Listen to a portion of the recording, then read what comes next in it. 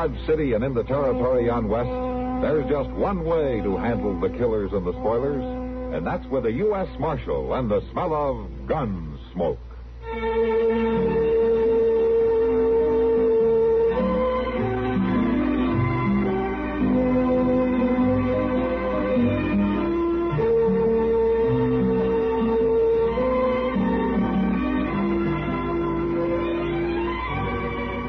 Gunsmoke, starring William Conrad, the story of the violence that moved west with young America, and the story of a man who moved with it. I'm that man, Matt Dillon, United States Marshal. The first man they look for and the last they want to meet. It's a chancy job, and it makes a man watchful and a little lonely.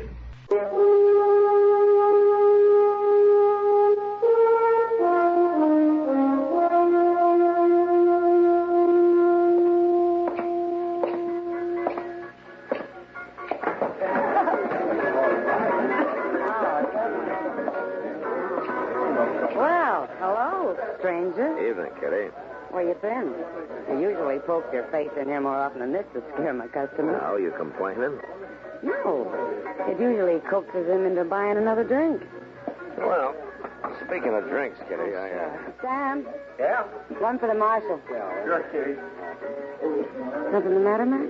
Oh, no, nothing the matter, Kitty. It's just one of those nights, you know.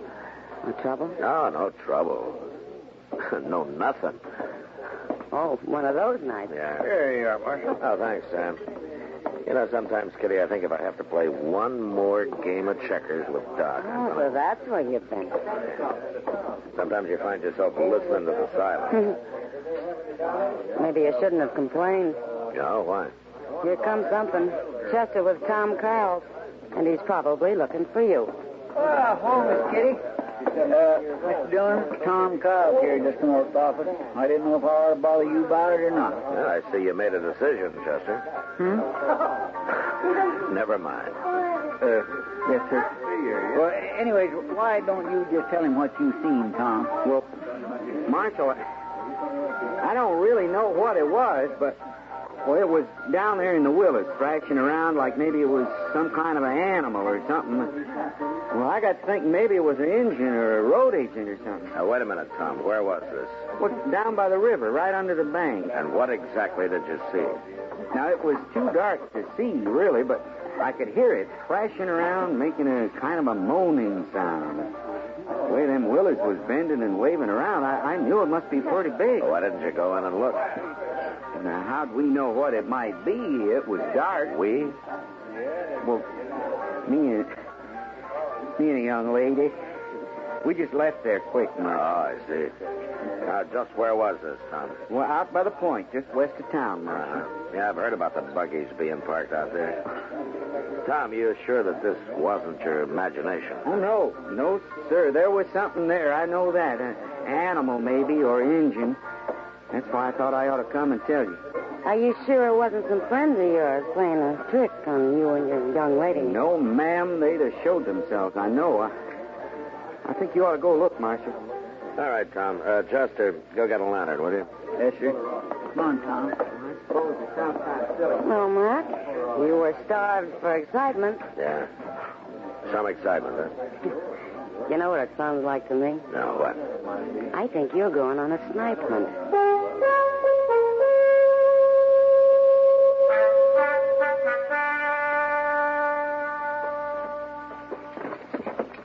Over this way, Marshal. Come on, Doc. It's a fine thing to get a man out of bed for. And he said there was a moaning sound. You might be needed. Probably some blame drunken cowboy. You had nothing better to do? What about sleeping? It's near midnight. You're always complaining about not being able to sleep anyway, Doc. Right down there, Marshal.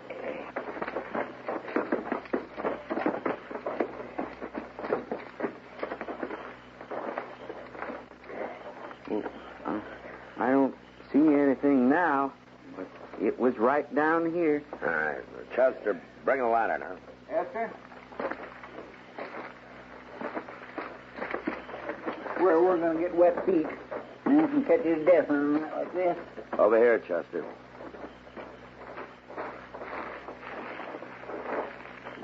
Gracious. You find something, Matt? Yeah, something for you, Doc. Come over here. I'm gone, Mr. Dillon. You recognize him? Yeah. It's old Tug Marsh, that trapper who went through here with his partner last fall. Does it hold that lantern a little bit higher there, Winchester?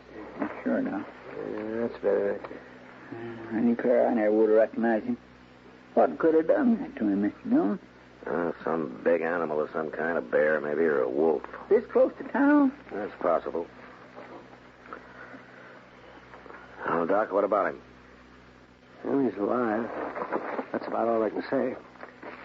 There's one thing, though, Matt. These wounds are crusted. Oh, what do you mean? I mean he didn't get them tonight. Or even today. This happened 3-4 days ago. Maybe more. But then I don't see how... He's come a long way since then. Look at his knees there. And his hands. You see that? He's crawled for miles. With wounds like that? Half naked and half dead? He was half dead when he started, Matt. He's a lot more than that now. He's hanging on by a thread. We'd better get him to my office.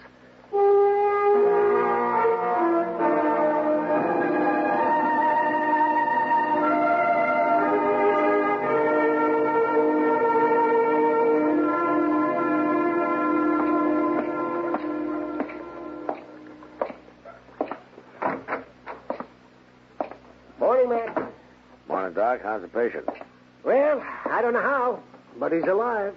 And not just alive, but kicking, too. Oh? Hey, Doc, I'm hungry. See what I mean, Matt? You saw how he was not 12 hours ago. Who'd have believed it? Yeah.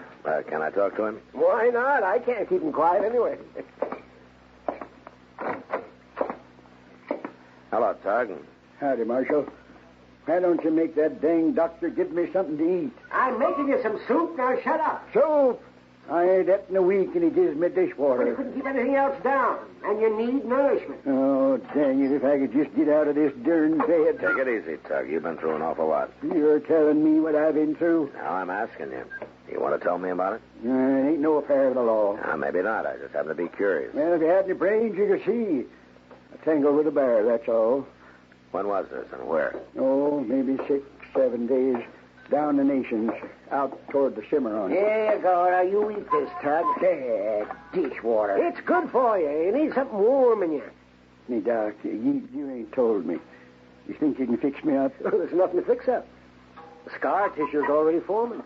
I ain't going to be so pretty, huh? Oh, well, that bear took half your scalp and a good part of your face. So there's nothing I can do about that, Tug. Yeah, I never was too handsome anyways. But that's all right. I'm a trapper, not a drummer. And them Cheyenne squaws ain't scared off by a few scars. What about my arm? You lost some muscle, but you'll have some movement left. Tug, the main thing is that you're alive and mending. Here, now, take some of that soup. Yeah, well... With rest and a little food, you'll be walking around again in a few days. Maybe trapping again in a month. I got something to do first. Tug, tell me what happened, huh? I told you I tangled with a grizzly. Walked into him in this thicket, and the critter attacked me before I get my gun up. Finally killed him with my knife, but not before he chawed me. What about your partner, Billy Adams? Yeah, he couldn't wait. Couldn't wait? Yeah, found me near dead. Done what he could, but wasn't much. We both figured I was a goner. And there's hostiles around, Comanches. He's nervous, I guess, sitting beaver alone with a dying man on his hands. Only I wouldn't die for him so as he could bury me and have it done with. You mean he left you? Next morning. He took everything. Didn't even leave me a knife to slip between my ribs. Now, you wouldn't do that to an animal, now would you, Marshal? Just leave him to die alone in the wilderness? You'd slit his throat for him at least. But Billy wouldn't do that for me. And that's when I decided... What? That I wouldn't die. That I'd come after him. I'd live to find him. So I started crawling. 5 days on my hands and knees without food or water. And when I find him, I'm going to kill him. But not fast. No. Slow. Real slow. Well, I can't say I blame you much, Tug. But there is one thing I'm thankful for. What's that? Billy Adams isn't in Dodge. I'd hate to have to arrest you for murder. Then as long as I'm here, you better see he stays away.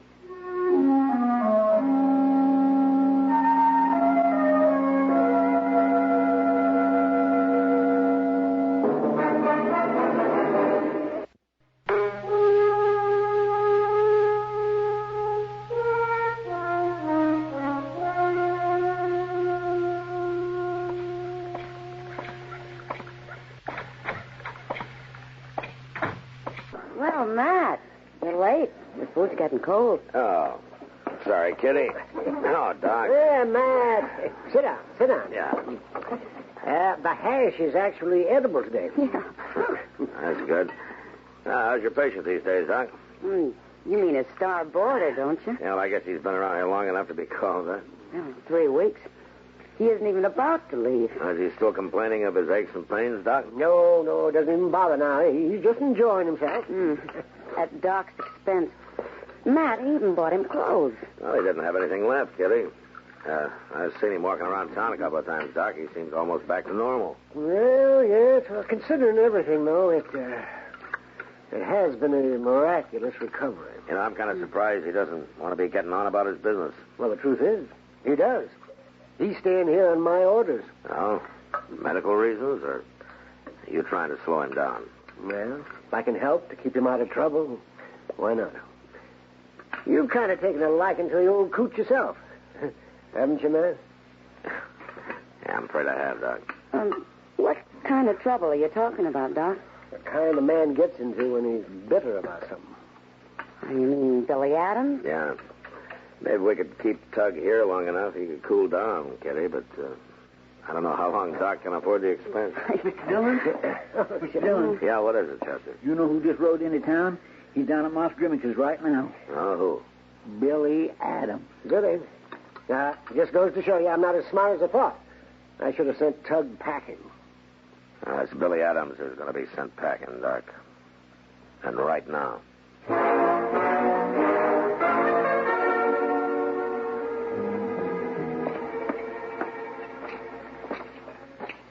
Hey, Moss. Oh. Hello, Marshal. He's out back, shoeing his horse. Huh. You didn't tell him anything about Tug being here or alive, huh? Wasn't my business to, Marshal. Good.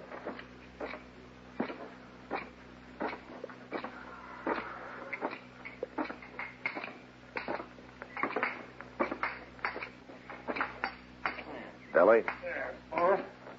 Oh, Marshal. What are you doing here in Dodge, Billy? Oh, we're just passing through. Shoeing a horse, buying supplies.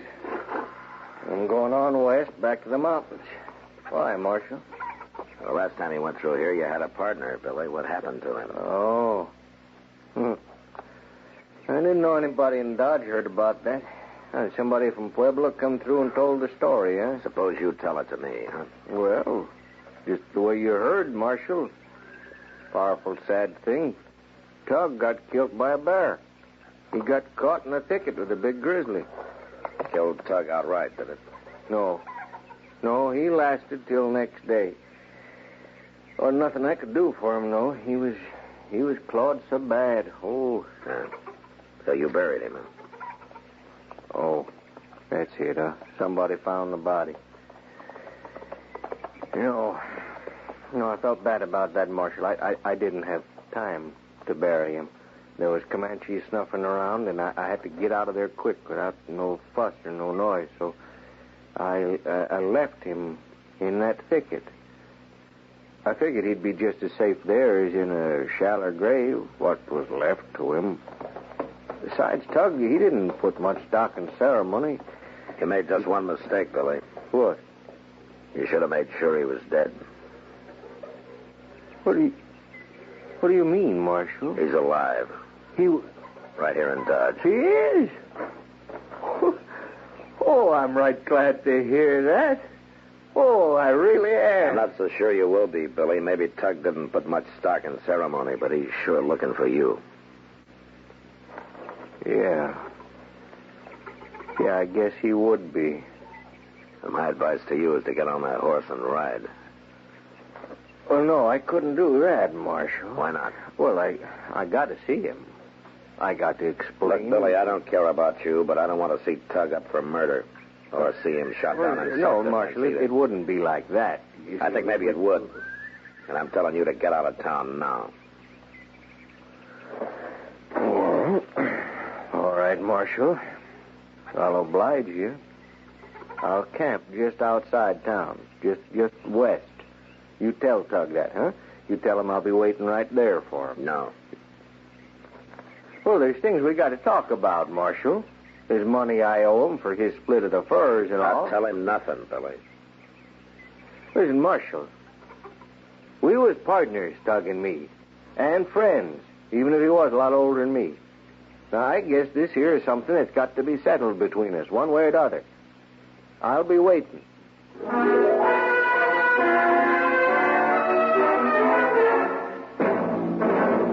Mr. Dillon! Yeah, Chester. Did you see Billy? Did you tell him? Yeah, I told him. Well, the whole town's outside, Mr. Dillon, holding their breath to see what's going to happen. Chester, you didn't tell him. I didn't have to tell nobody. Plenty of folks seen him riding right down Front Street. And I suppose Tug knows. I don't know. He's up there, Doc. Is that where you're going? Yeah. You reckon there'll be a shooting, Mr. Dillon? Not if I can help it, Chester.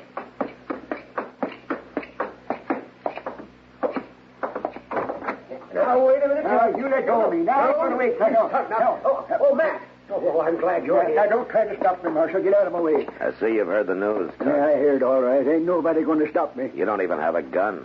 You're going to tackle him with your bare hands? Maybe I will. I could break him in two. Well, he's got a gun, so maybe you better think it over, huh? Nothing you can say is going to stop me, Marshal. Now, wait a minute, you obstinate old fool. Billy was your partner. He was your friend, so he deserted you. All right, maybe you got a cause for a grudge. Maybe. All right. But what good's it going to do for one of you to get killed just to satisfy your need for revenge? Tug, he wants to give you your half of the profits from the furs and trapping outfit. You talked to him? Yeah, I did. And he told me his side of it. He thought you were already dead. Yeah, that's a lie. Maybe it is. But he seemed mighty surprised that you were alive. Sure. And he was glad, too. Glad? I bet. It's true. And he wouldn't take my advice to run away. He's waiting for you outside town. He told me to tell you that he wants to see you, Tug. Yeah. I'll see him all right as soon as I get me a gun. Tug, isn't there anything I can say that'll stop Ain't you? none of your business, Marshal. I got a right to go after him, ain't I? Yeah, I guess maybe you have. All right, then. I'm going to find me a gun. Maxwell, what are you going to do? Not much I can do, Doc.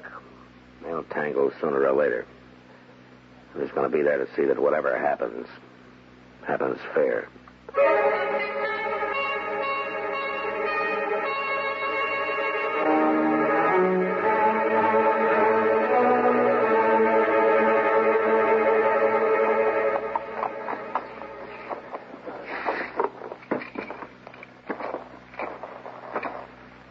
Well, Marsh, what are you doing out here?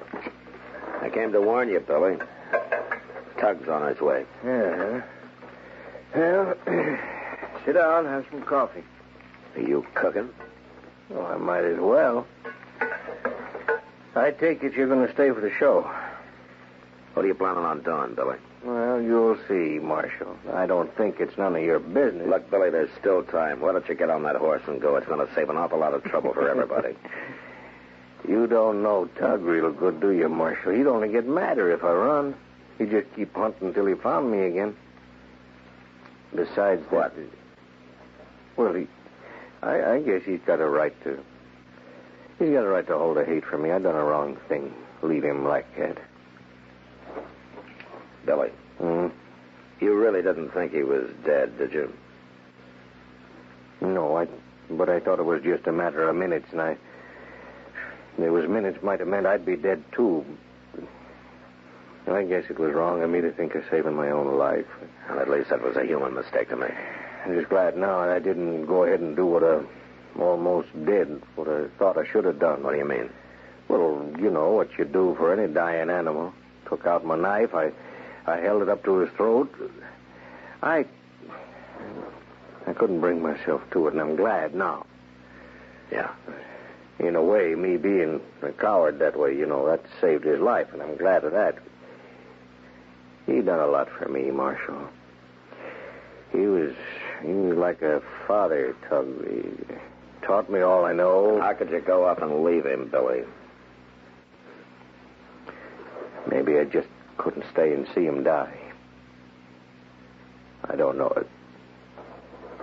Well, he's out there. What? Where? You sure? Oh. Marshal, him and me living the way we do, we hear things, we see things that town folks miss there. Don't you worry now. It'll come out the way you want. What do you mean? Well, I can't fight him, Marshal. But I'll make it look all right so you won't have to arrest him.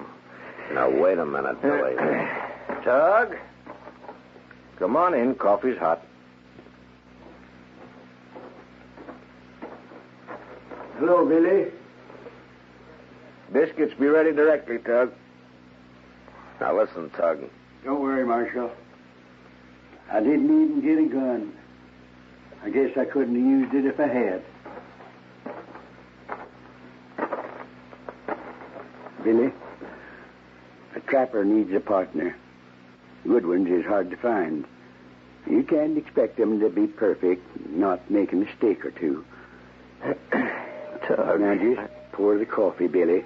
Plenty of time for talk later. Oh, sure, Tug, sure. Won't you have some coffee, Marshal? I don't mind if I do.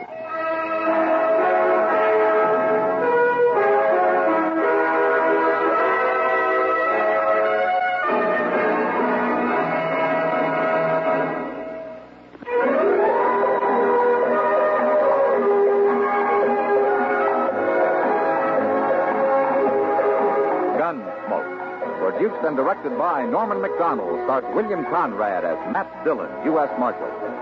The story was specially written for Gunsmoke by John Dunkel, with editorial supervision by John Meston.